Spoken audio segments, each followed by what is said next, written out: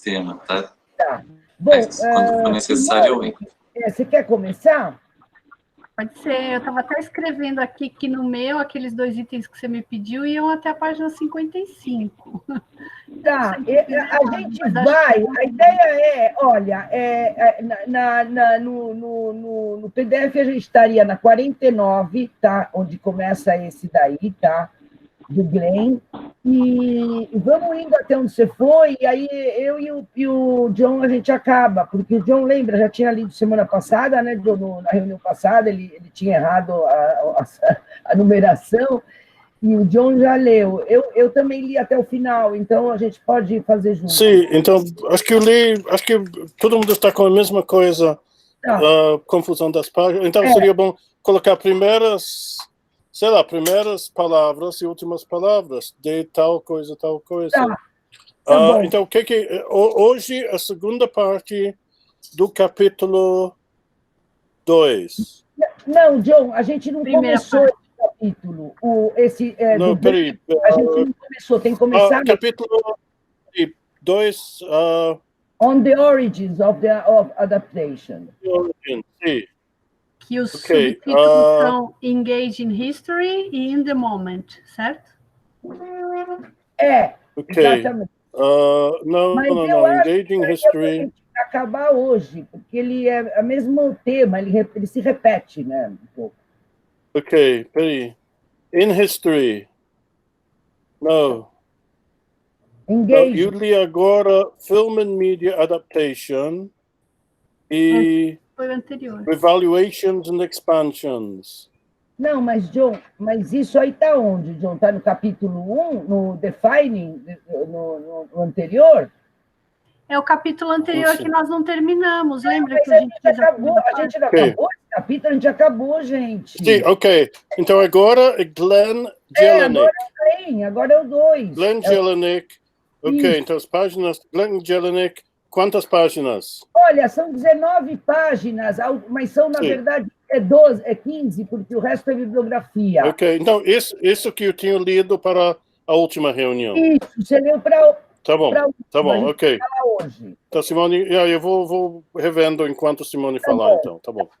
Então, Simone, começa, e aí qualquer coisa depois eu acabo. E o John acaba comigo. Bom, o Glenn faz assim revisita um pouco a história da adaptação e tenta situá-la num contexto histórico e menciona... acho que eu estou ouvindo alguém, não? Vocês estão me ouvindo? Eu acho que é o som do John que está vazando. Ok, desliga aqui. Ai, desculpa, eu me perdi aqui. Então, ele menciona Linda Hutton, Philip Cox, e ele vai fazendo um passeio, né, pelas diversas definições da origem da adaptação de acordo com cada um deles. Então, tem algumas colocações interessantes. Por exemplo, ele diz que os autores acabam generalizando, né, o local e o período do nascimento da adaptação, e ele até concorda com isso, mas ele discorda de outras colocações. Então, ele diz que sim, pode ser generalizado, pode ser dito que foi no Oeste, né, no Oeste e long ago, quer dizer, aquilo que ele concorda. E alguns dizem, nesse caso, o Cox diz que a história da adaptação é tão antiga quanto a da narração propriamente dita. E aí ele desmarginaliza e legitimiza a adaptação como sendo assim, parte dessa história e lado a lado com a própria história da narração. McCabe fala sobre esse posicionamento histórico e segundo Glenn, ele acaba marginalizando, né, a adaptação de uma forma absurda. Ele diz que, num sentido, assim, se a gente for pelo sentido de Barthes, todos os textos são adaptações. porque eles são como um tecido, né? Uma trama de quotations, de elementos tirados de inumeráveis fontes de cultura, ou seja, ele acaba por dizer que o próprio texto, mesmo que considerado original, ele, na verdade, já é composto de elementos vindos de outras fontes, vindos de outras culturas, ou de outras, como vou dizer, não só de textos especificamente, né? E aí ele acaba por analisar essas perspectivas históricas dadas por diversos atores, e ele, deixa eu ver aqui qual foi a página, acho que foi McCabe. Simone, não, eu só queria interromper um pouquinho. Seria legal se você fosse meio falando a página, porque, assim, eu só queria frisar que, gente, uma das coisas muito importantes nesse capítulo é quando ele explica realmente por que está tão correlacionada a fidelidade com a adaptação, né? Você vai ver que ele vai fazer essa análise e é por isso que ele implica tanto com essa história da origem. O pessoal fala que faz muito tempo, mas ninguém fala quando. E o que ele tenta fazer, pelo menos, né, isso que nós estamos discutindo, óbvio, né, gente? Eu só parei para a gente não ficar com aquela coisa chata, só uma pessoa falando. O que eu achei muito interessante e muito novo é isso, né? Ele conseguir marcar. Seria bom projetar o texto. Você tem o teu para projetar, Simone? A Nilce está sugerindo. Eu fiz isso a reunião passada, e projetando enquanto você vai vendo, o teu não está marcado? Não, o meu está marcado, eu fiz só algumas marquinhas. É só você...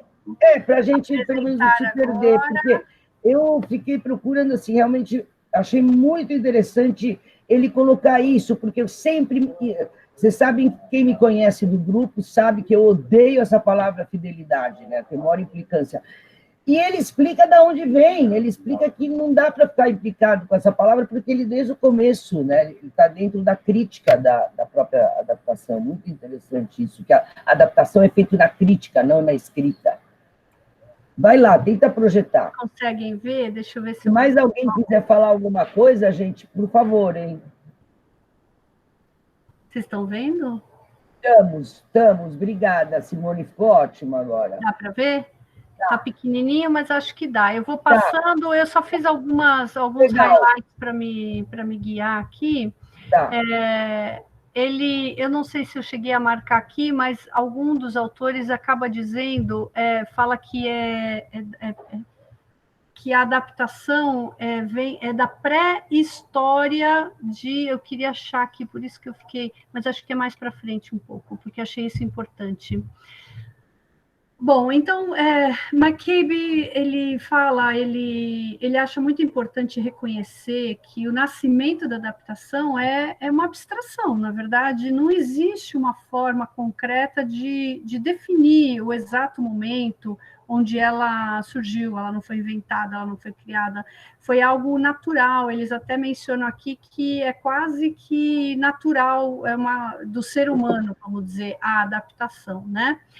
E aqui, it's important to stress, aqui, a relação entre adaptação e as eras culturais anteriores. Ele fala que é da pré-história do século XIX. E aí isso é criticado pelo Glenn, porque ele diz, não é pré-história do século XIX, existe um momento certo, né? Ele fala que antes do século XIX seria o final do século XVIII, o período o Romantic Period, ele fala aqui. Então, ele acha que não está correto o McCabe usar esse termo de prehistory. E aí ele pontua exatamente em que período que ele acha que foi reconhecida, não que nasceu, mas que foi reconhecida a tradução e as raízes delas, né? E aí o que eu acho interessante, ele mostra que a adaptação foi, na verdade, uma reação cultural, né, às contingências políticas, histórias e culturais mesmo da época. Então, não foi uma coisa criada, foi simplesmente uma consequência de tudo que estava acontecendo. Que o cinema, alguém, McCabe, eu acho que fala que o cinema trouxe a adaptação, e ele discorda, ele diz que o cinema do século XX, ele não criou uma nova forma de adaptação, mas ele simplesmente... Não, mas ele fala isso, ele fala que o cinema é um tipo de adaptação. É um tipo, mas 20th century cinema didn't create a new form of adaptation in which the relation to the source text is an integral part of the appeal and mas depois ele fala, agora eu não sei aonde, mas eu vi ele falando uma hora que eu até achei interessante, ele fala, o cinema, então, na verdade, é um tipo de uma adaptação, é um novo tipo de adaptação. Na verdade, ele diz que não criou uma nova forma de adaptação, ele simplesmente é uma adaptação. Era aquela adaptação espetacular, era o show que era esperado e que foi, vamos dizer, bem-vindo naquela época, né? Foi uma coisa interessante que eu não conhecia, que nesta época a explosão da alfabetização dos textos literários, né, criou todo um mercado e acabou diferenciando a alta cultura da baixa cultura. E veio, então, o conceito de literatura. Houve uma diferenciação, porque com essa criação, vamos dizer, né, com a alfabetização e os textos literários, acabou havendo uma segmentação muito grande, com o Licensing Act de 1787, e Donaldson Act of 1774, que depois, mais para frente, ele vai mencionar de novo, e aí eu explico o que foi. Bem interessante, né? O John pode explicar melhor isso, né, John? Ele vai falar? Não sei. Bom, continua. Bom, ele então define a adaptação como sendo uma apropriação de um texto, né, que vai ter como objetivo, vai mirar, vamos dizer, numa nova audiência, ou num novo mercado, né? Simplesmente seria uma forma diferente de uma mesma obra, simplesmente voltada a mercados ou audiências distintas. Então, ele diz que a verdadeira história, né, do surgimento da adaptação foi em Londres, naquele período, né, do final do século XVIII, e justamente como uma reação a essa matriz de mudanças, né, materiais, sociais e culturais da época. Aí ele fala que o final do século XVIII foi um momento de uma inovação conceitual muito intensa. E aí surgiu a adaptação, primeiro usado como um termo, né, que era simplesmente um substantivo que apareceu em anúncios de jornal, né, em ads, né, do jornal.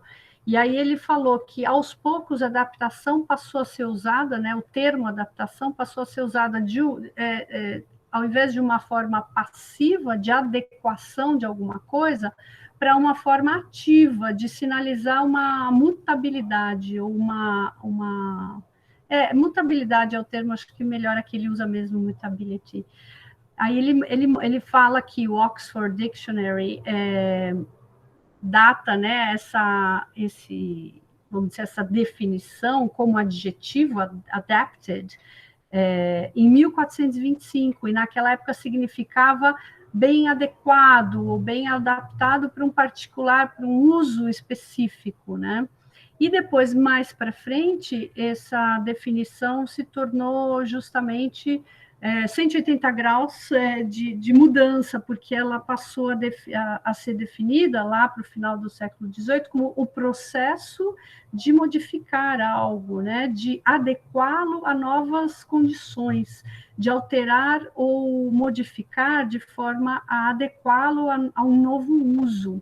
Então, foi assim uma transformação da própria definição de adaptação, que eu achei isso muito interessante. Essa última definição já alterada foi em 1790, né? Quando William Paley escreveu, ele fez como uma metáfora, ele fez um paralelo, né, entre o que seria adaptação de uma pessoa, e ele fala de Paulo, Saul, e fala um pouco da história, só para fazer um paralelo com o que seria a adaptação. Bom, aí ele volta a mencionar que no final do século XVIII, uma versão, vamos dizer, alterada, né, de textos, de composições musicais, marcam justamente o início da adaptação, do conceito moderno de adaptação. Filmagem, produção de teatro, sempre com uma fonte literária, né, que seria o romance. Aí ele diz que a primeira vez que apareceu uma referência direta a uma adaptação de texto, Simone, só uma coisa, ele não fala que o source é sempre romance, ele fala text, musical composition, né? Só para deixar claro, né? Não entendi, desculpa. Ele a definição não diz que o source, que a fonte é romance, mas que é um texto ou musical composition. Isso, aqui, adapted for film. Não, só deixando claro que não se define a source, entendeu? Como você disse. Não, é que eu falei source porque fala aqui from a novel or similar literary source. Você não está lendo bom, tá, a definição... tá, eu estava lendo a 4. Tá, tudo bem, eu estava lendo a definição 4, tudo bem. Tá, tudo bem. Tá, desculpa. Você está lendo a anterior ainda, tá? Eu achei que você já estava nessa. Tá, tudo bem. Vai, desculpa, vai. Não, tudo bem. Então, ele diz que a primeira referência direta à adaptação textual, né, de texto, ela nos fornece uma outra ilustração do que aconteceu, do surgimento, do que eles chamaram nascimento da adaptação, como uma abstração e a marginalização desse ato, porque ele menciona aqui, it's very well known, é sabido, né, que as adaptações são os esforços menores, mais fáceis do gênio, e podem frequentemente ser feitas com muito sucesso por aqueles que não têm nenhum, ou seja, que não têm a genialidade. Então, ao mesmo tempo que eles reconhecem a adaptação, eles marginalizam este ato. Aí ele diz, é aí que ele vem dizer que as contingências históricas, né, que permitiram essa produtividade e essa possibilidade da adaptação como uma reciclagem, como uma sistemático retrabalho, repropósito, vamos dizer, dos textos e uma reciclagem desses textos. E aí acabou sendo central na cultura britânica a adaptação. Allardyce Nicholl fala do papel específico da adaptação no shifting, né, na mudança das economias da literatura e da dramaturgia. E isso foi, de novo, aquela reação cultural, né, da época. Ela diz ainda que eles eram hastily written. Achei interessante ela falar isso, porque era como se as adaptações para as peças fossem, os roteiros fossem escritos assim de uma forma mais rápida, menos cuidadosa do que as obras, né? E aí ela diz que aí a descrição dela, né, desse momento da adaptação, ela minimiza a qualidade, mas ela não nega a importância, né, a centralidade cultural dessa prática que é a adaptação. Então, a possibilidade de produção de várias obras distintas através de uma mesma matriz e que foi muito bem aceita. Eles criaram um mercado muito grande na época, foi uma mudança grande no mercado literário, no artístico, né, no teatro.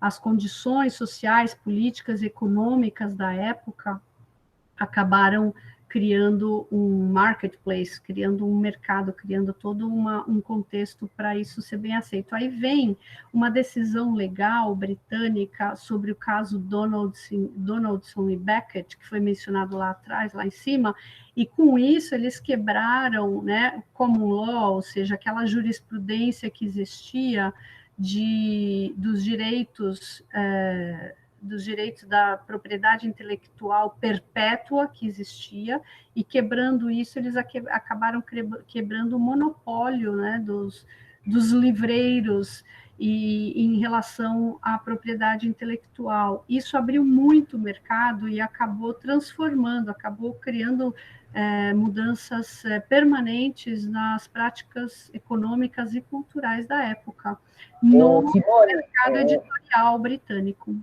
Não, eu só queria pontuar, só para fazer um stop aqui. Gente, olhem como é importante o estudo de historiografia, né? Porque, assim, vocês percebem que aqui é que o pessoal começa a perceber como é importante você ver os prefácios. Então, o cara começa analisando o prefácio quando ele fez o print do play, começa a analisar os metatextos, sabe, assim, críticas saídas de jornal, críticas que foram feitas, começa a analisar o contexto histórico, então, o que está acontecendo na lei, entendeu? Nossa, eu amei isso, eu adorei, eu achei que assim, tipo um case study para provar para qualquer um a importância da historiografia dentro dos estudos da tradução e da adaptação. Tá, só isso, só... que eu adoro essa área, então tem que puxar. Não, mas é muito bacana, porque você consegue entender, né, de um panorama assim mais amplo, que uma mudança dessa abriu o mercado para sempre. Nossa. E foi a grande mudança no mercado editorial britânico da época. Não, incrível, muito legal. E aí eles dizem, assim, além das duas revoluções e de mais de 2 décadas de conflito mundial, né, das guerras mundiais, assim, os autores britânicos foram, vamos dizer, adaptados e os textos reimpressos e reeditados numa escala que não tem precedentes. Depois ele vai falar disso, e eu também lembrei do Lefebvre, né, porque ele fala da criação dos cânones, né, como isso, né, foi importante para, então, começar a publicar novamente autores que não tinham sido, né, que o pessoal tinha meio esquecido, né, autores que estavam... né, que é o que a gente sempre fala, né, a história de um autor que não é reescrito, ele some, ele morre. Uma obra. E aí essa mudança no mercado editorial, na economia cultural, né, que envolvia também teatro, as peças, essa indústria acabou se desenvolvendo, né, a editorial do teatro se desenvolveu para justamente oferecer para essas novas audiências e ofereceu, né, mais textos, num loop, assim, num feedback, ou seja, quanto mais textos eram oferecidos, mais a indústria trabalhava e oferecia novas produções, e isso acabou virando um ciclo virtuoso, né? O capitalismo industrial levou a uma urbanização, a grande urbanização, uma concentração dos indivíduos, né? E aí ele diz que acabou produzindo os homens, ele fala uprooted, né, que seriam aqueles sem as raízes, sem a cultura, como antes as pessoas que consumiam as obras literárias e as peças, o teatro, toda a parte cultural, as pessoas tinham um preparo maior. Então, esses homens médios, vamos dizer, passaram a ser uma audiência, passaram a ser um mercado para essa indústria. Aí a filosofia poética, né, de Wordsworth, ele ajudou, vamos dizer, uma filosofia poética e a poesia dele ajudaram a enact a vital shift. Esse sistema, na verdade, foi como um antídoto, né, à cultura, vamos dizer, pura. É como se eles falam aqui que é como se ele tivesse criado um canalzinho, né? Um fluxo entre a high e mass culture, que seria a cultura, o pessoal do nível cultural mais alto e mais baixo, o povão, né? Na época, o pessoal que trabalhava na indústria, aqueles que tinham os empregos, vamos dizer, nas indústrias. E acabou, logicamente, surgindo toda essa demanda, né, de mercado por textos que eles chamam aqui recycled, reciclados, ou novos textos, ou adaptados. A marginalização, como ele diz, né, da adaptação, Glenn acaba dizendo aqui que ela é uma parte integrante da história da adaptação, né? Ela vem com a primeira adaptação que apareceu numa obra, né, de 1796, London's Drury Lane, e pelo jeito aí eu não sei mais sobre essa obra, não continuei a leitura, mas parece que esta obra trouxe aí um marco, porque ele fala da marginalização e menciona essa obra. Eu não continuei a leitura, então não sei se alguém pode complementar aí, porque eu não consegui... Qual a página que você parou? Fala a página, porque eu assim, então, as minhas páginas aqui, a minha está na 55, o PDF... Tá, peraí, 55, deixa eu procurar. Eram os 2 primeiros itens, eu parei... Tudo bem. Você parou, então, deixa eu... porque aí dá para a gente retomar. Você parou aí. Bom, eu posso falar rapidinho, porque assim, eu acho que dá para a gente fazer hoje tudo. Acho que dá para fazer tudo, porque não é tanta coisa, ele meio repete, né? Eu vou só falar algumas coisas que eu marquei, e aí o John pode falar também, porque ele já tinha gostado desse capítulo no mês passado, que ele já tinha lido. Eu queria fazer só uma pergunta, se vocês pudessem explicar, que eu fiquei com essa dúvida, que ele fala sobre essa obra de 1796, e eu queria entender por que essa obra, vamos dizer, demonstrou, ela foi um marco para caracterizar a marginalização, né, Mas essa não é a obra que é o Iron Chest? Não sei. Bom... Eu vou interromper aqui o compartilhamento. Eu acho que ele vai falar do Iron Chest. A Lorena está falando isso. A Lorena está falando aqui que a partir desse ponto ele começa a comentar sobre o Iron Chest. Exatamente, que ele fala... Bom, eu vou falar o que eu anotei aqui. Gente, pode ajudar aqui a falar, porque isso aqui não é um seminário, não é um webinar, né? Nós estamos numa conversa aqui, uma reunião de grupo de estudo, tá? Bom, o que eu anotei aqui? Bom, ele repete um pouco, né? Então ele volta a falar que foi um desastre, o Opening Night, parece que o pessoal vaiou, o ator estava loucão de ópio, e ele falou que ele tinha feito aquilo para interpretar melhor, o outro colocou a culpa no play. Bom, eu percebi que tinha um celebrity status acompanhando essa Opening Night, porque eles falam que ele foi financiado pelo biggest name in British theater, que é o tal Richard Sheridan. O autor, que era o Coleman the Younger, era, no momento, o most popular playwright. Desculpa, gente, deixa eu dividir aqui com vocês. Espera aí, fica melhor. Tá, pronto. Estão bem? Tá, compartilhado. Espera aí. Deu? Uhum. Tá entrando. Tá, que assim fica mais fácil. Tá.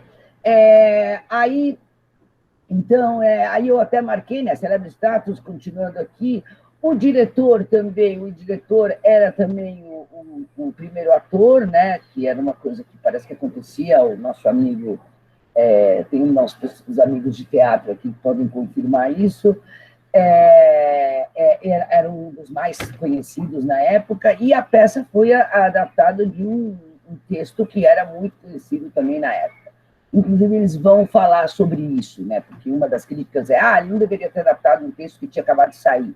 E o cara até faz um comentário assim, meio irônico, assim, tipo, nossa, hoje em dia, se ele falasse isso do pessoal de Hollywood, ele, sabe, assim, que o pessoal mais faz, tipo, né, todo mundo está esperando o filme ou a série da pandemia, né, imagina. Bom, aí aqui, né, eu coloco Very Country Final Adaptation do Natal, ele fala, então, que menciona, né, Deborah Carmel, que ela fala dessa adaptation as Art of Democracy. Eu não lembro se eu li, não olhei todas as notas, tá? É uma coisa que eu deveria ter acabado, eu também não fazendo. Aí, que mais que eu marquei? Ele fala já de recontextualização e fazer as ideias do Golding para uma nova e uma audiência mais ampla. Talvez o que a Débora está falando deve ser isso, né, que realmente é uma das coisas que a adaptação faz, quer dizer, retirar um texto o que está trancado num livro meio complicado, difícil de ler, isso aí que eu saiba nem era um livro de ficção, eles que ficcionalizaram e fizeram uma peça, e deixar a pergunta para o público, né?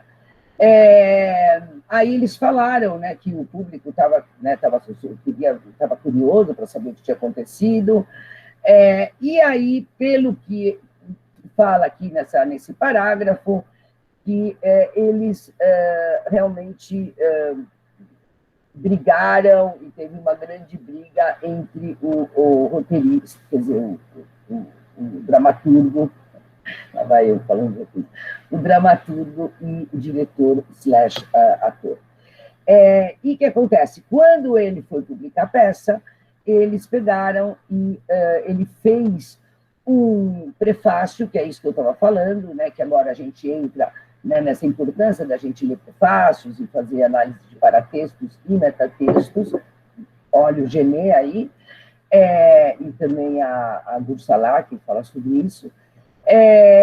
O que aconteceu? Um amigo do diretor, ator que tinha sido criticado nesse prefácio, seria uma réplica, e publica uma grande crítica que, pelo que o autor do capítulo coloca, seria a primeira crítica feita sobre uma adaptação.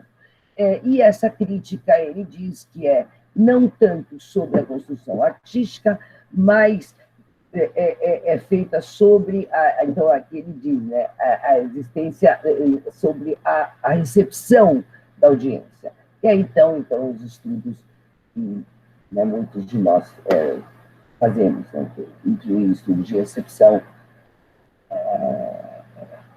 das adaptações e traduções. Aí ele vai para cá, menciona alguns autores, como a Linda Hutcheon, aqui eu coloquei, né, o context, né, historiografia, agents, né, e a história que a gente, nesse grupo, sempre fala e vai por esse caminho, de ler as adaptações como adaptações.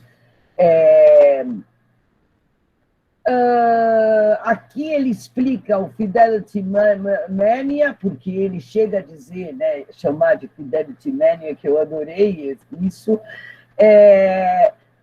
que é quando sai, então, o prefácio e isso aqui ele adorei quando ele coloca na Adaptation as Such Was Born, né, que é o título dele. Então, seria junto com essa crítica. E aqui ele coloca, né, como eu falei, eu acho que ele se repete um pouco. Eu tive que procurar o que era esse straw man fallacy, não sabia o que era. Que ele é interessante, né, gente? Olha que legal, porque isso que a gente vê que é um verdadeiro pesquisador, o Thomas Leach, que é o editor do livro, porque ele critica o Robert Stan, né, quando o Robert Stan fala Fidelity to Oz, e o próprio Thomas Leach, né, dizendo que eles estão nessa linha, desse strawman fallacy. E realmente, né, se sabe que não dá para ser fiel, né, nem dá, e obviamente nem é a ideia, e ele coloca por que tem essa história da fidelidade até hoje. Aí ele diz, né, que a nossa noção de adaptação realmente, né, vem sobre essa cultura da crítica da fidelidade. E por isso, então, que fica difícil, né, a gente conseguir analisar sem isso. Bom, pelo menos eu não vou ficar tão histérica toda vez que eu ouvir isso. Aí ele vai, analisa, vai para a peça de novo, ele fala, né, que realmente o que ele faz, então, para adaptar. Então, aqui, mais ou menos, ele explica como foi feita essa adaptação. Então, ele, justamente, e aí é que a gente tem que analisar tudo historicamente, quer dizer, por que ele teve que fazer isso? Porque já existia uma censura que ele mesmo tinha que fazer para que a peça dele pudesse ser aceita para poder ser encenada.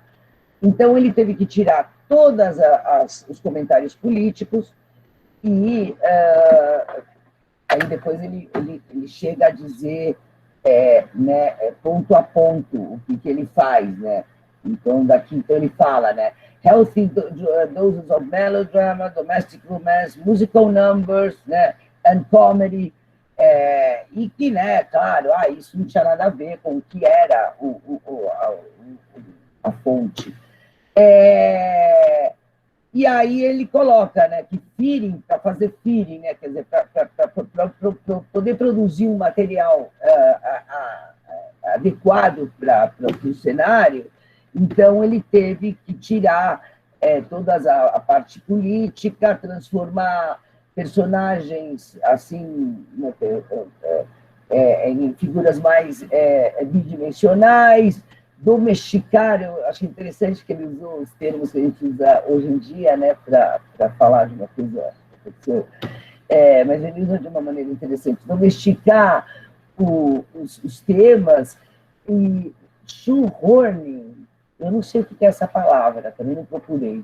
Vocês que sabem mais podem me ajudar.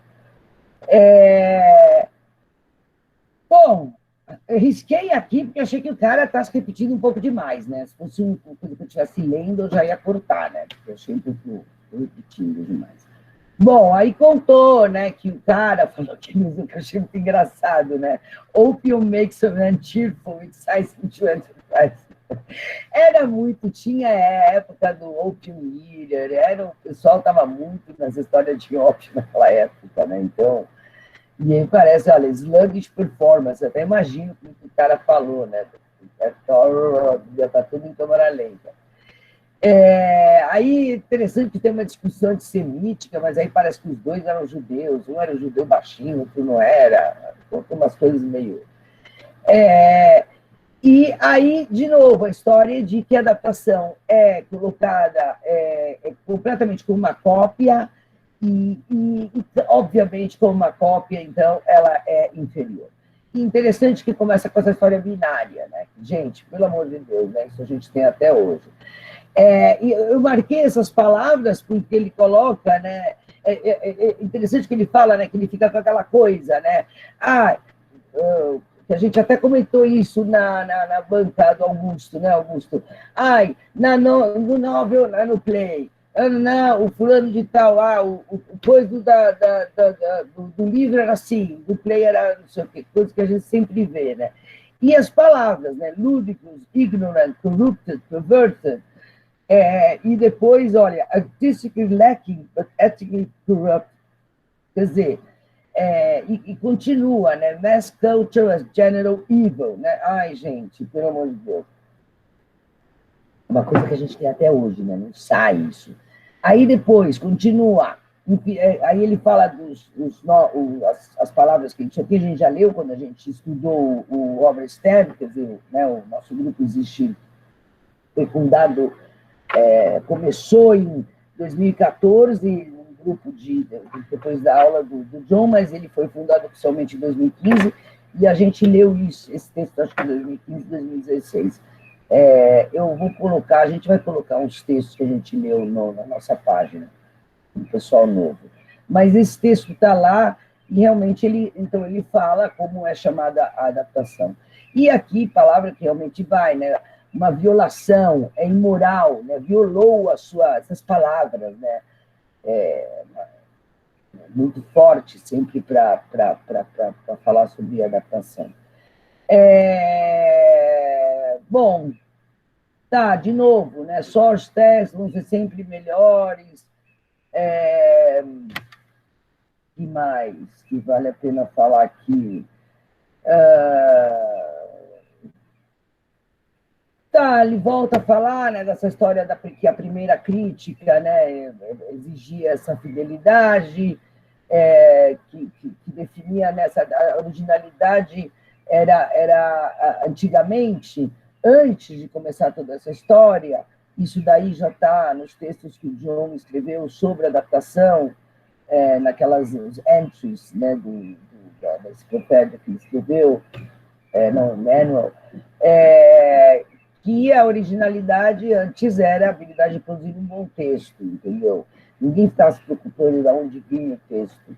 Então, como todo mundo sabe, o Shakespeare escreveu um monte de adaptações, quer dizer, ninguém, sei lá, escrever aí também, vários escritores se basearam em poemas, em coisas anteriores, e não tinha problema, né? O importante era escrever, aqui eu até marquei, an effective novel player. Aí ele fala, né, que o Dickinson ele percebeu isso, percebia isso sobre o Shakespeare, mas interessante porque parece que ele não era muito a favor, justamente porque ele fala, né, uncompleted, que é uma coisa que acontece muito hoje em dia, né, uncompleted books from living authors, fresh from their hands, wet from the press, né, e aí fazer uma adaptação disso. Que ele achava que era um pickpocket. Deixa eu ver, gente, tem um monte de coisa que vocês estão falando aqui. Força, né? Encaixar a força suas tensões filosóficas. Tá, tudo bem, tá. Aí que ele fala, né? Smollett would have been a failure as a Hollywood executive. Achei muito engraçado ele falando isso, né? Porque é verdade.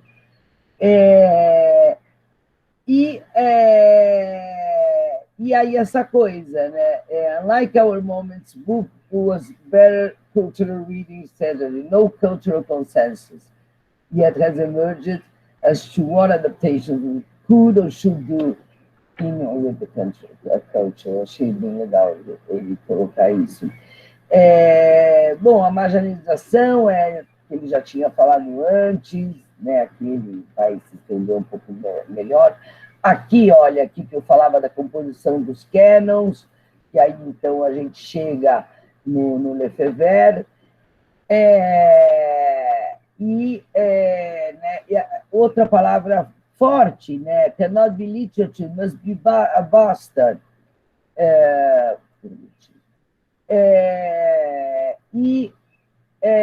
Acabando aqui, o que eu coloquei aqui? Same excuses today for kids adaptation. Tá. Que é interessante, né? Que ele vai... Play functions as invitation to look better de novo. Até hoje, gente, eles colocam isso. Mas, as adaptações que eu estudei do Quixote era tudo assim. Para promover a leitura. Não era, curte essa adaptação. Sabe? Sendo que muitas adaptações eram muito interessantes, sabe... Tudo bem, mas só para querer fazer com uma criança de 8 anos, vai ler o Quixote. Bom, aí acabando, ele... o que ele acha, o que pergunta é interessante, né? What does adaptation do to source? Aí fazendo já uma conversa mais atual... Quem que está falando essa? A Raquel, ela não quer passar vírus para a gente. Olha lá que bonitinho. E aqui eu vou... Tá, a capacidade, então, desse texto de ser adaptado de um lado ou para o outro, a capacidade de ele conseguir novas audiências, então, não só se preocupar sobre o texto, mas também sobre o público, né? Aí ele vai para o Benjamin, gente, esse texto, eu acho que a gente deveria um dia ler, assim, tem esse, tem o da Pawlowski, que fala do Digital Reproduction. Eu acho que seria legal um dia a gente pegar esses dois textos e ler, porque toda hora aparece, e eu acho que seria legal a gente, assim, se aprofundar um pouco mais no que isso quer dizer para a adaptação, né? Vocês reparam que ele aparece várias vezes em textos de adaptação. A Pawlowski e a Koskinen fizeram só falando do Digital Reproduction. Muito interessante também, falando sobre essa coisa de reciclagem, etc. Tá. Democratic está aí. Textual Genetic Mobility, Reflection Analysis in Emerging Social Mobility, Gostei disso, Strategies for Reading. Tá, aí ele vai. Our very definition of what adaptation is emerged for reading adaptation through a fidelity lens. Aí ele fala, we recognize an adaptation as an adaptation only through the act of comparing its living source and finding it one. Oh, não, é interessante, né? E aí ele fala, the game is rigged. Quer dizer, sabe, a gente não consegue sair né? Aquela coisa. Aí ele comenta o filme, que a gente já falou sobre esse filme na primeira reunião, né, do Adaptation, esse filme aqui, quem não viu, recomendo assistir, é bem legal, um ponto de vista bem interessante, a Julieta acabou de ver, ela pode contar melhor, né, as palavras, né, que a gente usa, né, retelling, reciting, é difícil falar essa palavra. Aí fala, né, se liberar das conceitos pelo amor de Deus, de fidelidade, eu já me liberei. E acabou. Bom, gente, abrimos a discussão aí. A calçadeira, o John falou. Okay. Mas aí está fazendo uma... Deixa eu parar de apresentar. Ok, eu entro aqui? Sim, John. Ok. Entra aí. Ok. Tem gente aqui, tem Raquel que está de máscara. Eu vou sugerir, John, você discutir um pouquinho, sim. E aí, antes de acabar a reunião, a gente dá um tempinho para o pessoal que está aqui, que é novo, se apresentar. Sim. Tá, mas deixar no final, vamos primeiro acabar a discussão. Né? Ok, não, tem 4 ou 5 pontos importantes. Acho que melhor você fechar por enquanto. Cachorro de... Ok. Então, tem 4 ou 5 pontos importantes aqui que eu anotei. Alguns já foram tocados, mas eu sempre dei aula de literatura, poetas românticos. Acho que Daniel, que eu reconheci, foi meu aluno, talvez, estudando Wordsworth, Coleridge, Keats, Shelley um pouco, Byron, não, mas basicamente Wordsworth e Coleridge. Wordsworth é mencionado aqui bastante. Em nenhum momento eu nem pensei em estudar a literatura popular da época, como a peça que o centro desse artigo. Então, sempre tive esse tipo, tivemos, a maior parte dos cursos de literatura de línguas estrangeiras, estudam a alta literatura. E dá para ver aqui essa ideia de Wordsworth, esse tipo de fobia da cultura de massa que existia naquela época.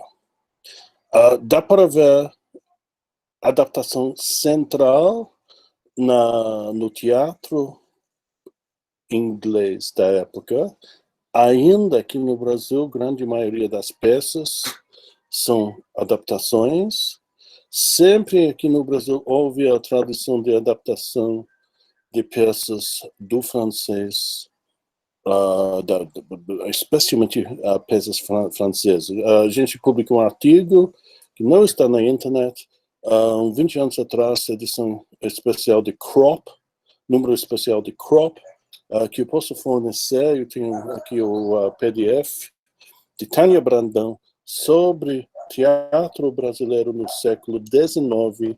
Quase todas as peças foram adaptações de peças ou de peças francesas, e claro que muitas das peças francesas foram adaptações de romances, etc. Então, interessante, colocando essa crítica bastante materialista no fim do século XVIII, começo do século XIX, grande expansão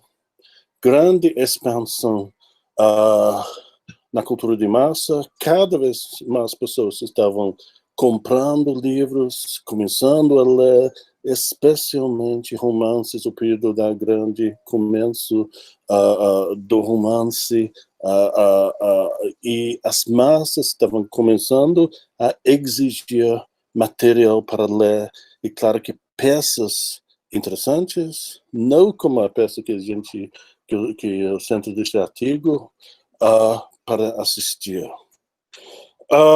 Outros elementos importantes, a censura. Qual é a posição da censura na adaptação? Muitas vezes, como nesse caso, filme, a gente viu nos Estados Unidos, nos anos 40, Hayes Law,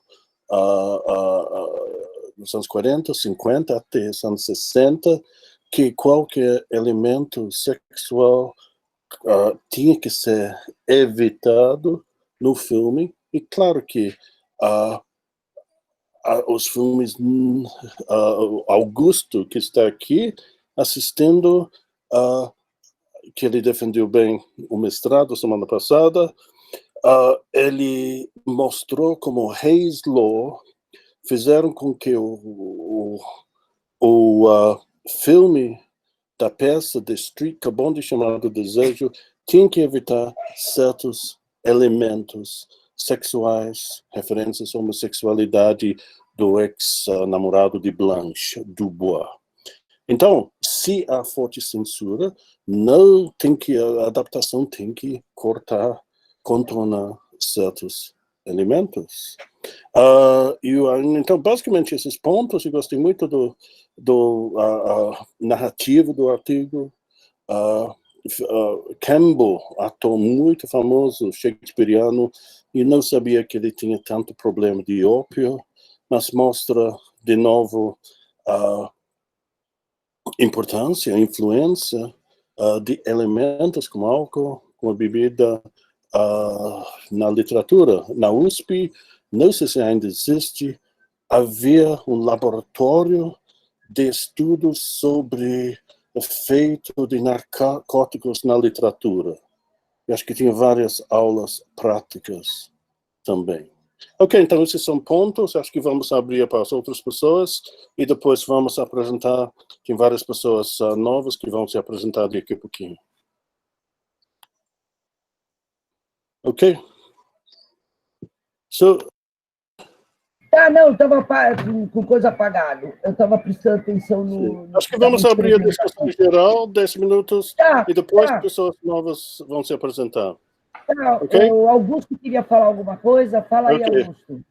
Só queria dizer que eu li o texto que o John mandou. Eu li 2, aliás, John.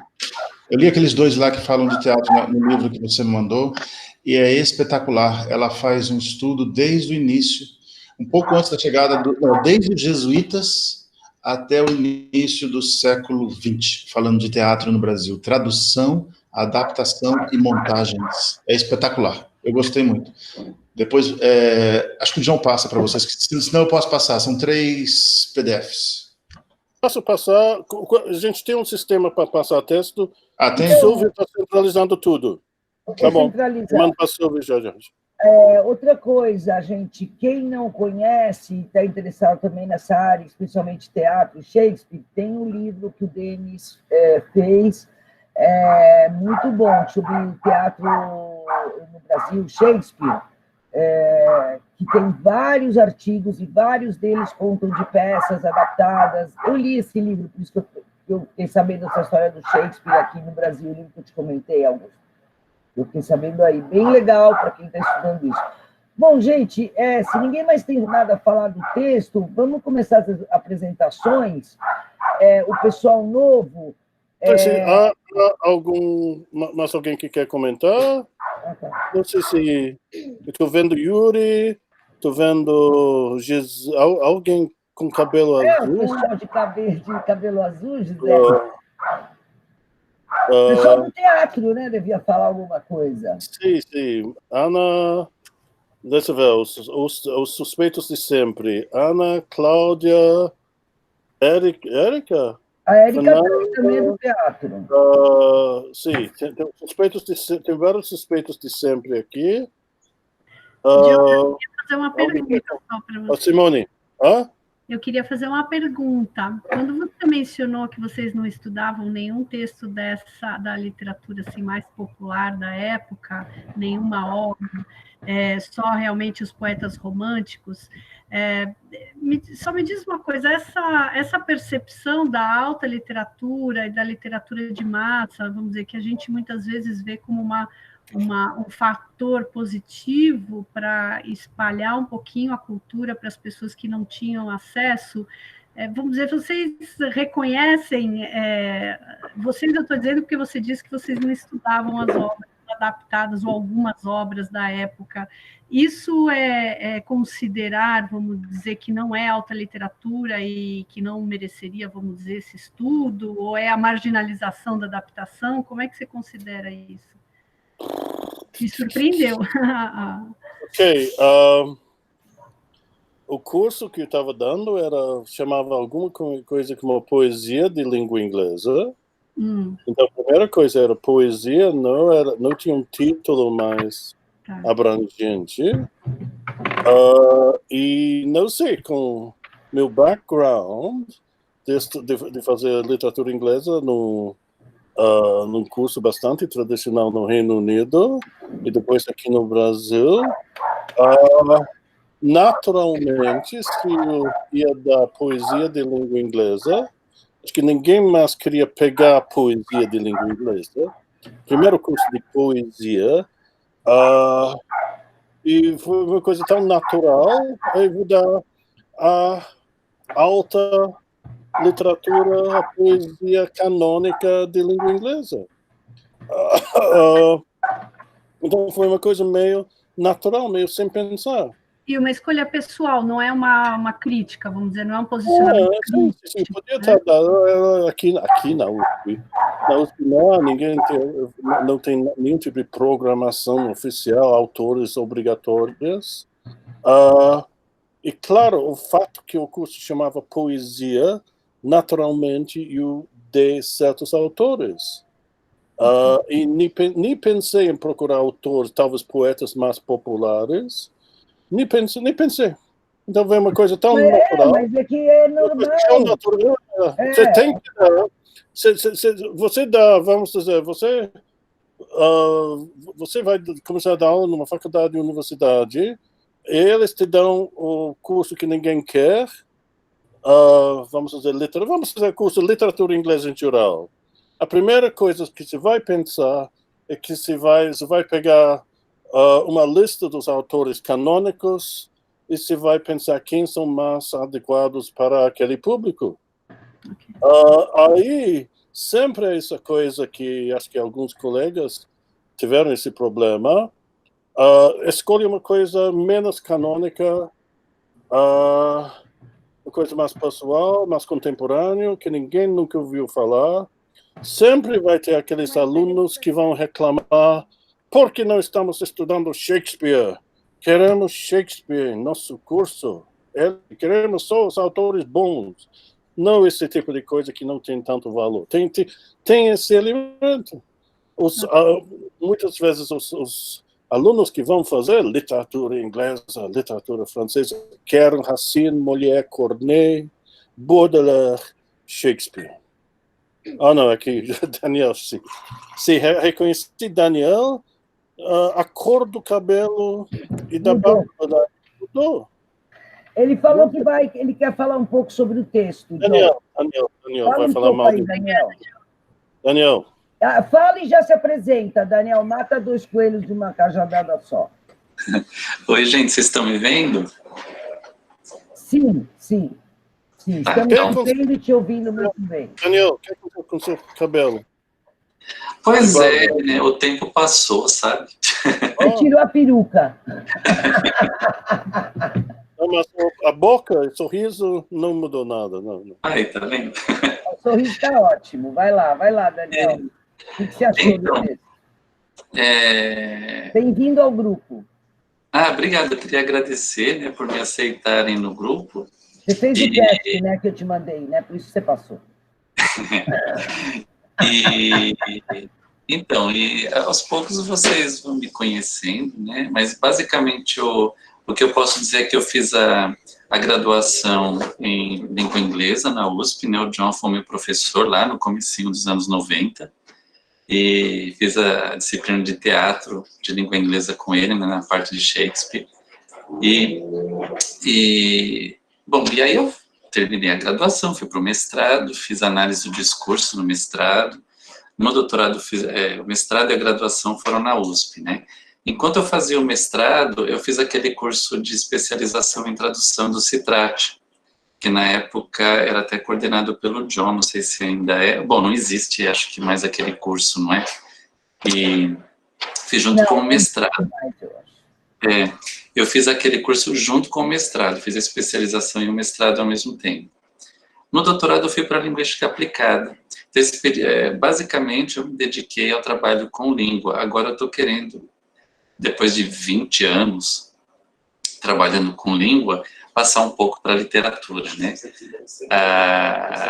Trabalhar com questões literárias na conjunção com os estudos da tradução, com os estudos da utopia e os estudos culturais, e também com os estudos Foucaultianos, relações de poder, né? Então, esse é um resuminho. Sou professor na Universidade Federal de Alagoas, já há quase 10 anos, como o tempo passa, no curso de língua inglesa, né? E agora eu estou querendo fazer esse acerto de rota, como eu estava dizendo, e por isso que eu estou aqui, né? A gente tem na graduação muito interesse por questões ligadas à tradução, e agora eu tenho um outro professor que entrou há pouco tempo, na área de francês, mas também se interessa por tradução. E a gente está tentando montar um grupo, a gente montou, né, um grupo de estudos com vistas a, no futuro, talvez um programa ou uma linha de pesquisa na pós-graduação. Olha, que legal. Então tá tudo meio no comecinho. E aí, bom, por isso eu estou aqui, né? Eu achei muito interessante começar a leitura por esse texto, porque acabou juntando algumas coisas que me interessam, né? Então, basicamente, para não me estender muito, porque acredito que tenha mais gente, né, para falar, no momento em que o romantismo entra em cena no texto, porque aí eu entendi uma coisa que eu não sabia, ou pelo menos até agora não tinha me tocado disso, mas uma ideia básica do romantismo é a expressão do eu, né? E quando a gente fala em adaptação, e naquele momento tem aquela discussão sobre de quem é o texto, afinal de contas, né?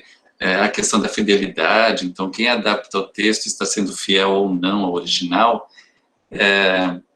juntando essa coisa, né, então, do individualismo do romantismo, com esses problemas de adaptação, acabou se constituindo um espaço que, como eu disse aqui, até eu fiz um resuminho, eu disse assim, em conjunção com o individualismo, né, deu espaço para a questão do copyright e as consequências disso para a circulação da cultura até hoje. Então, a gente entende por que tem essa briga, né, quanto ao respeito ao texto original, ao autor, ser fiel ao autor numa adaptação, numa tradução. Tudo isso faz sentido para mim a partir da inclusão do individualismo, do momento do romantismo na discussão. Então, eu achei muito interessante.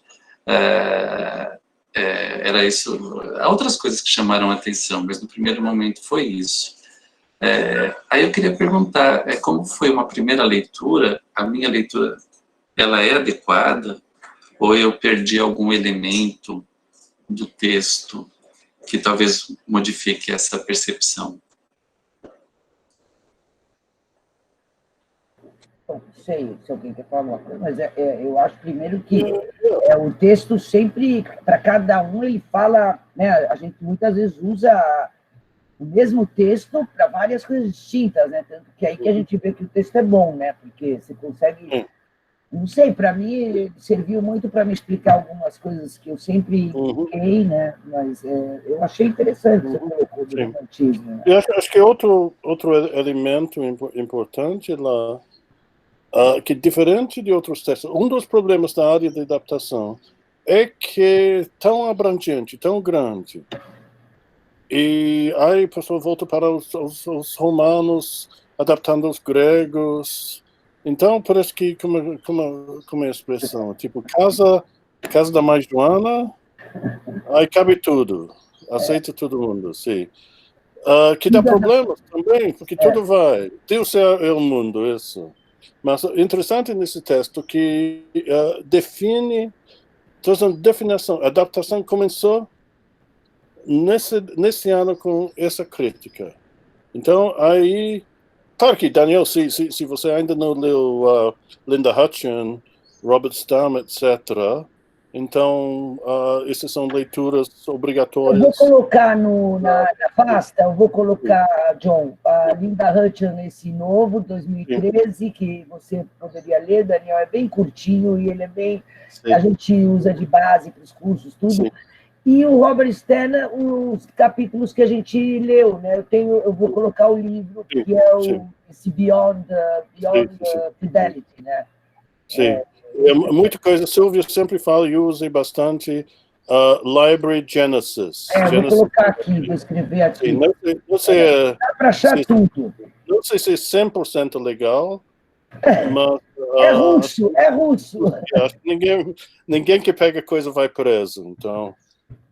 ok, temos outras pessoas para se apresentar. Eu vi moça que entrou em contato comigo, Raquel. Sim, tem a Amabile é nova, a Dinaura é nova, a Lorena é nova, a Cláudia Soares também. Ok, quem vai entrar primeiro? Lívia Mendes. Amabile. Vai lá, Fala um pouco sobre você. Oi, boa tarde, tudo bem? Eu sou a Amabile, eu sou aluna da Univesp, eu estou no 3º semestre de Letras da Univesp. Univesp é totalmente online? Isso, totalmente online. Olha. Okay. E aí eu vim de uma presencial também, eu sinto um pouco de falta dessa parte de discussão, de grupos de pesquisa, essa parte, que eu fazia um curso completamente diferente, mas eu participava das coisas que tinham lá. Então eu comecei a procurar, entrei no site da USP para ver o que eu encontrava e eu encontrei o grupo. Qual curso você está fazendo? Perdão, eu não entendi. Qual é o curso que você está fazendo na Univesp? Letras.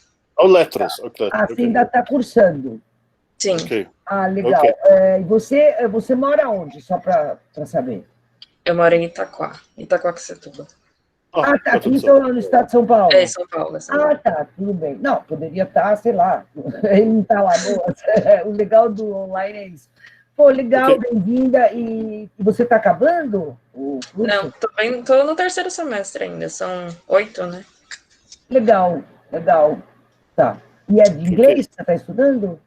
Então, na Univesp é só letras com literatura em língua portuguesa, mas aí eu procurei uma particular para fazer aquela parte da parte de inglês para complementar com o diploma, e quando eu sair, já saio com as duas juntas. Legal, não, porque a maioria dos nossos textos são em inglês, só para... Sim, mas não tem problema. Bem-vinda, então. Obrigada. Vamos para Letícia Calmon. Letícia Calmon.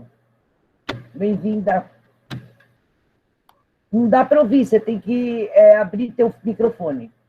Está desligado. Vai na parte de baixo, ó. Na parte de baixo. Agora não, foi. Mas não tá.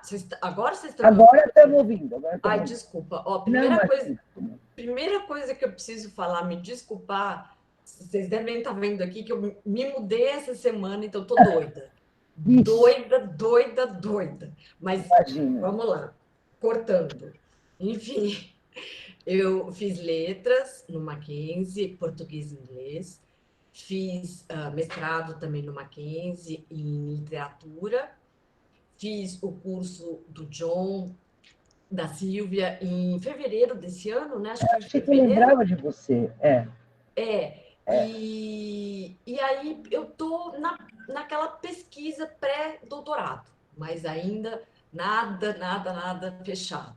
Mas você estava estudando uma coisa, eu lembro que você tinha um interesse na aula que a gente fez prática. Eu lembro que você, o que era mesmo o teu interesse naquela época? Ai, meu Deus, porque eu toda hora mudo. Mas, enfim, aquela época... Não, mas é verdade. O que eu acho que eu falei com vocês, Silvia, foi da Megera Domada. Não, só para lembrar, eu não foi? Tá, de Megera Domada. Porque eu fiz, na verdade...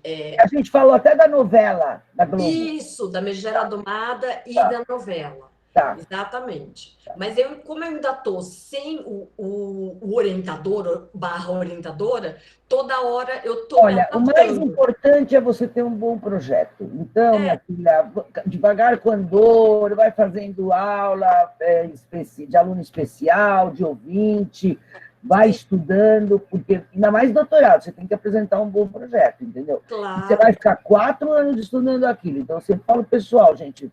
Pensa bem, que foi o que o professor Azenha falava. Falava, gente, ninguém obriga você a estudar em nada. Então, sabe, pensa bem, escolhe uma coisa que você vai gostar, porque... Não, tem que ser. Então, tem tempo, agora a USP está toda parada, ninguém sabe o que vai acontecer. Eu até marquei uma reunião aqui para eu assistir, que agora eu me matriculei no canal da FEFELESH e eu fico assistindo as coisas que a gente nunca vê, né? Reunião da congregação. Eu coloco no 2 e vejo. É interessante, né? O João não deve nem querer ver essas coisas, mas para a gente, assim... Mas você sabe que eu participo de um grupo do Instituto de Estudos Brasileiros, ali do IEB, sobre Guimarães Rosa. Olha. Tá a mesma história. São encontros semanais, todos pelo Google Meet, e pronto. Isso que temos, né, para 2020, se bobear 2021. Eu acho que o grupo serve para ajudar as pessoas a se encontrarem com temas, entendeu? Porque a gente discute aqui a ponta de tudo e vamos que vamos. Também tem a conversa com os colegas, né? O pessoal que já estudou. Claro que não é a mesma coisa, a gente não está lá na USP para se ver, mas sempre dá para... Bom, agora o próximo... Ok, vamos terminar logo. O que mais? Estou vendo Camila Oliveira. Tem a Dinaura, Olá. A Lorena e a Camila. Okay. Vamos lá, gente. Quem é? Lorena. Olá. Olá, prazer. Meu nome é Lorena. Eu não consigo me ver, então tá uma coisa meio desesperadora. Tá linda. Obrigada, você é muito gentil. Eu sou de Juiz de Fora, da UFJF. Eu estou na minha 2ª graduação, a primeira foi jornalismo. Eu faço português e francês, porém faço parte de um grupo de pesquisa que é tradução em inglês. A professora, uma pessoa muito gentil, que está tentando traduzir o Kalevala, porque ela, do finlandês para cá, foi parte da pesquisa do doutorado. Ela criou um projeto sobre que os alunos deveriam primeiro traduzir, e a partir da tradução de literatura, principalmente literatura feita por mulheres, a gente deveria discutir as nossas escolhas tradutórias. Aí, nisso, pegamos questão de como traduzir a questão de oralidade, até que ponto a gente mexe ou não, e é uma adaptação, ou a questão de fidelidade. Nisso, eu acabei achando a Casa Guilherme de Almeida. Claro. Aí, cheguei até vocês. Quando eu li o texto de hoje sobre adaptação, não teve como não pensar sobre toda a discussão de adaptação de quadrinhos. Você assistiu o webinar que a gente fez semana passada? Você assistiu o webinar sobre quadrinhos que a gente fez? Eu não vi de quadrinhos, eu vi não, a gente fez um webinar de quadrinhos, 3, uma delas está aqui, a Ana Júlia, a outra está no nosso canal Great. Eu vou colocar depois, eu vou mandar um e-mail, depois que acabar a reunião, coloco o canal e já mando o link para o negócio de estudos. Bom, legal. Você trabalha com quem na indústria fora? Carolina Magaldi. Eu estive lá no ano passado, ou 2 anos atrás. Sim. Então, ela trabalha, parte da pesquisa dela é usando Ibn Zohar, eu acho que é esse o nome, desculpa se eu estou errando. Que eu ia falar sobre adaptação de quadrinhos, que eu vi da discussão sobre o texto de hoje, é justamente que quando ele fala sobre a adaptação do... Agora eu perdi o nome porque eu estou muito nervosa. The Iron Chest. Ele fala que a novela que ele foi baseada, na verdade, já era uma adaptação. Ele pegou um texto, como se fosse um artigo jurídico, que você está discutindo sobre várias coisas. Ele novelizou, e dessa novelização a gente tem adaptação de teatro. E uma das coisas da adaptação de teatro foi, você pegou os personagens, mas você não pegou a discussão política. E parte da discussão que a gente tem de quadrinhos justamente é isso. Você conseguiu pegar a estética, você dramatizou a estética, mas você não pegou o espírito. E essa discussão sobre até que ponto é uma adaptação, até que ponto é só abstração dos pontos principais. Então, esse tipo de coisa. Eu vou parar de falar, porque eu estou começando a falar mais rápido, e tem mais gente hoje. Obrigada por me receberem. É isso. Obrigada. Só para lembrar todo mundo que a próxima palestra Great vai ser daqui a 2 semanas, 18. Marina Vakil, da USP, vai falar sobre a intérprete Malinche, intérprete indígena do conquistador de México, Hernán Cortés. É uma figura controversa, odiada por muita gente, respeitada por alguns. Dia 25, daqui a 2 semanas. Todo mundo vai receber informação. Quem é o próximo para falar? Não, estou falando que dia 25 também tem outro webinar. A próxima é a Camila. Sim. Ou a Dinaura. Não sei.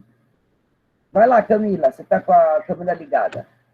Camila, Lívia. Camila. Estou tentando ativar o microfone aqui. Deu certo? Já ativou. Oi. Oi. Então, eu sou formada em letras em inglês pela UFC. Sou mestranda agora também na UFC, na POET, a Federal do Ceará. Tá. Lá no programa de pós em estudos da tradução. Estou nessa fase agora de tentar terminar e pensar no doutorado, né? O que você está estudando no mestrado? Guimarães Rosa, traduzido para inglês. Você está traduzindo. Olha, Guimarães Rosa, legal. E você está em que fase? Você está já escrevendo? Eu estou quase qualificando. Tá. Vai ser esse mês. Tá bom. Então, daí, eu conheci o Great ano passado, no Jota, na verdade, porque eu fui para São Paulo justamente para o IEB. Olha, você veio para o Jota, que legal. Foi. Que legal. Aí, na mesma época, eu fui no IEB, fiquei nos arquivos, enfim, fiquei muito feliz lá. Gente, o Jota, para quem não sabe, é a nossa jornada, foi uma jornada que a gente começou em 2015, já tivemos 3 edições, a próxima vai ser provavelmente na Unesp, a professora Nilce, que teve que ir embora, que estava aqui no começo, ela que é uma das responsáveis, e é a única jornada no Brasil que discute adaptação. A gente discute tradução e adaptação, mas, assim como o Great é o único grupo que estuda adaptação, tem muitos grupos de tradução, mas nós estudamos tradução, mas a gente estuda adaptação mais forte, inclusive.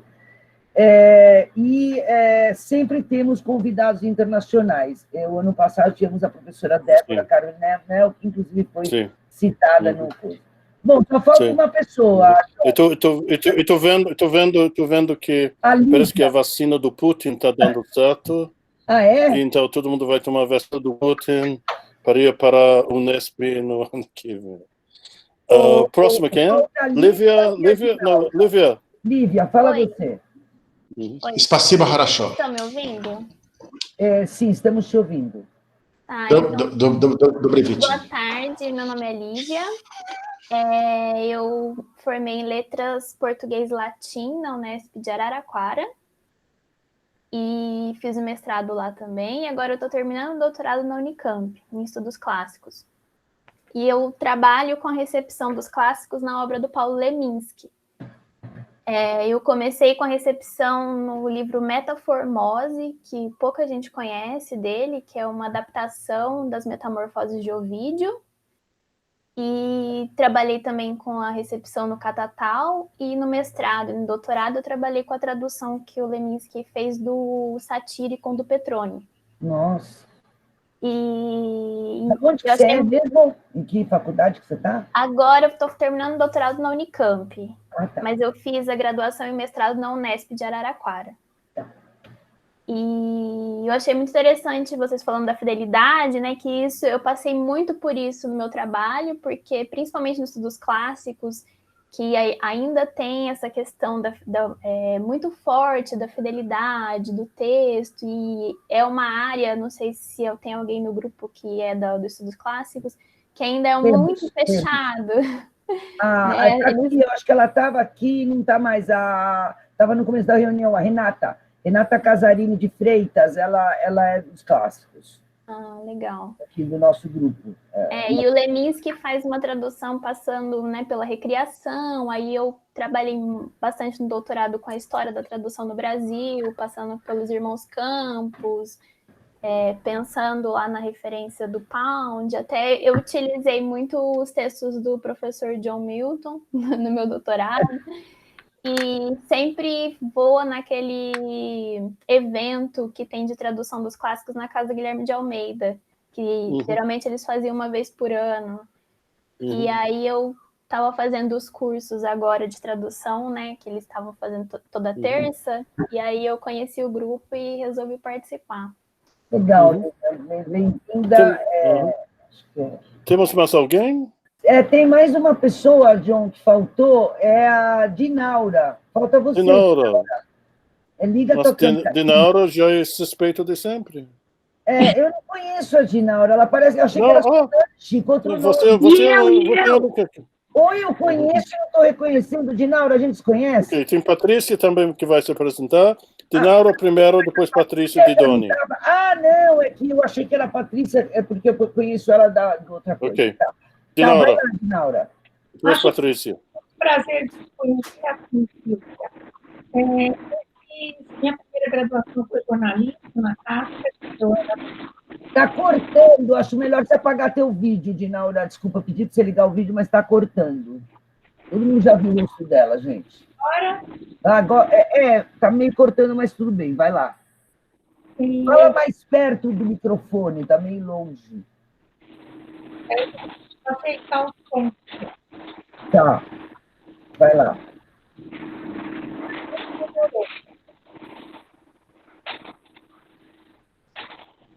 Melhor agora? Vai lá. Aí eu fiz a graduação na PUC nos anos 80, fiz a especialização na USP, no CITRAT. Sempre me interessei por teatro, mas como espectadora. Eu sou colega da Ana Lúcia Kifuri, na Casa Guilherme de Almeida, e foi ela que me trouxe para o grupo. E eu agradeço. Tá bom. Qual que é o teu objetivo participando do grupo? Primeiro, é um interesse pessoal de entender o backstage das peças que eu assisto. E fazer depois algum estudo de comparação de literatura adaptada para teatro. Tá. Você tem algum interesse acadêmico? Você quer entrar em algum mestrado, doutorado, ou é mais você quer continuar estudando? Eu não tenho uma decisão acadêmica fechada ainda. Tá. Não, tudo bem. Tem gente que entra que, né, tipo, você viu, né, que já está, tipo, sei lá. Não, tudo bem. Imagina, bem-vinda. Nós estamos aqui para isso mesmo. Entendeu? Aqui, se você está a fim de estudar, aqui você vai ter bastante chance. Por prazer, por diletantismo, por enquanto. Não, mas se não tiver prazer também, gente, ninguém quer, né? Ficar estudando só chatice, pelo amor de Deus. Vamos lá, não, quem falta? A Patrícia, né? Vai lá, a Patrícia fez o curso. Vai lá, Verena, vai lá, um beijo, Verena. Gente, eu vou pendurar isso aqui no grupo. Vai, vamos lá, Patrícia. Oi, pessoal, eu sou Patrícia. Eu fiz a minha segunda graduação em Letras em Inglês na UFSM.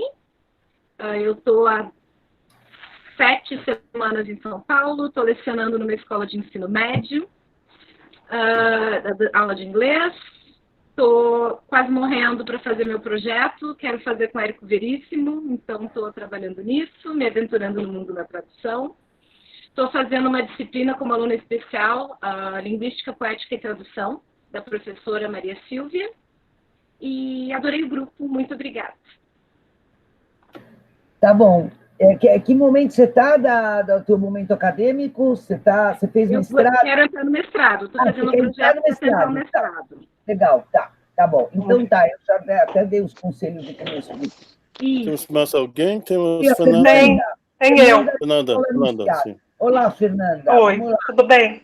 Você é a segunda, uma outra, Fernanda. Eu acho que eu não sei quantas Fernandas tem. Não, só 2. É um prazer, eu estou muito contente de estar participando do grupo.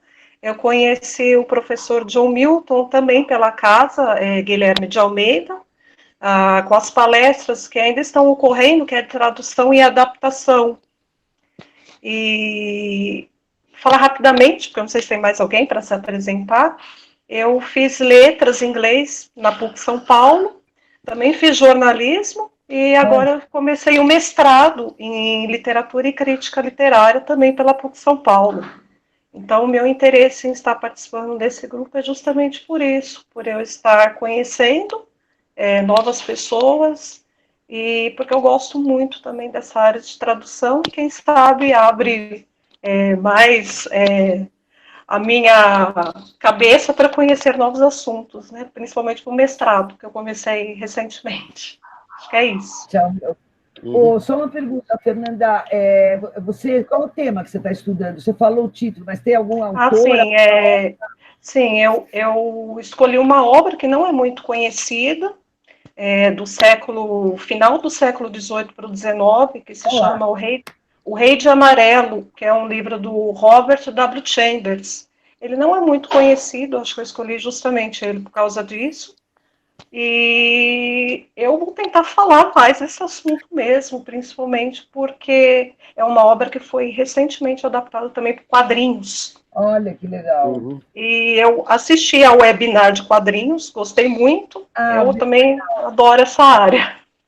Legal, é uma área legal para trabalhar, não tem tanta gente trabalhando. Bom, John, acho que dá para entrar, né? Sim. Então vamos. Acho que não tem mais ninguém. Não. E uma moça de Cuba, mas acho que ela já foi embora. Acho que voltou para a Habana. Ok, então vamos. Eu posso dar um aviso, Silvia? Como?